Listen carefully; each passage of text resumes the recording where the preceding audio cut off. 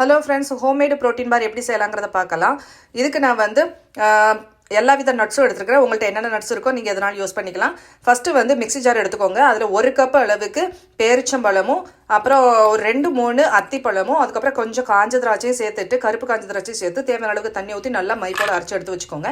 அதுக்கப்புறம் ஒரு கடாயில் வந்து முந்திரி பருப்பு, பேக்கன்ஸு, வால்நட்ஸு, அதுக்கப்புறம் பிஸ்தா, இந்த பருப்பு எல்லாமே 1/4 கப்பு சேர்த்துக்கோங்க. அப்புறம் பூசணி விதையும் சன்ஃப்ளவர் சீட்ஸும் ஒரு 2 டேபிள் ஸ்பூன் சேர்த்துக்கோங்க. அதுக்கப்புறம் கொஞ்சம் லைட்டாக வறுத்ததுக்கப்புறம் ஃப்ளாக்ஸ் சீட் 1 டேபிள் ஸ்பூனும், அப்புறம் டெசிகேட்டட் கோகோனட் 2 டேபிள் ஸ்பூன் போட்டு நல்லா ஸ்மூத்தாக வறுத்து எடுத்து தனியாக எடுத்து வச்சுருங்க.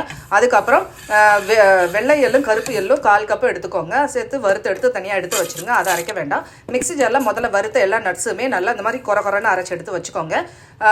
அதுக்கப்புறம் 1 கப் அளவுக்கு பொடி செஞ்ச பாதாம் பருப்பை சேர்த்துக்கோங்க. அதுக்கப்புறம் வெள்ளை எள்ளும் கருப்பு எள்ளும் தனியாக வறுத்து தனியாக அந்த மாதிரி சேர்த்துக்கோங்க.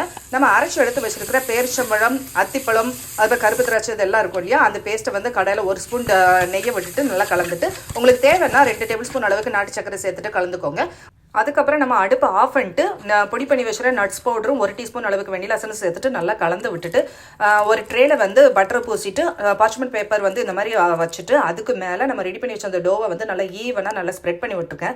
அதுக்கப்புறம் 60% கோகோ உள்ள டார்க் சாக்லேட்டை வந்து நான் இந்த மாதிரி மெல்ட் பண்ணி இதில் நல்லா ஸ்ப்ரெட் பண்ணி விட்டுருக்கேன். அதுக்கப்புறம் ஃப்ரிட்ஜில் வந்து 1 hour செட் பண்ணி எடுத்துக்கலாம். இதுக்கு மேலே இந்த மாதிரி பொரிய சேர்க்கறது வந்து ஆப்ஷனல் தான். உங்களுக்கு விருப்பப்பட்டீங்கன்னா இந்த மாதிரி பொரியை நல்லா தூவிட்டு 1 மணி நேரம் ஃப்ரிட்ஜில் வச்சு செட் பண்ணிட்டு இந்த மாதிரி கத்தியால் நல்லா ஸ்லைஸ் பண்ணி எடுத்தீங்க. சூப்பரான ப்ரோட்டீன் பார் வந்து வீட்டிலே செய்யலாம். கடையில் வாங்க தேவையில்லை. நல்ல ஹெல்த்தியான ப்ரோட்டீன் பார் வீட்டிலே செஞ்சு பாருங்கள். ரொம்ப சூப்பராக இருக்கும்.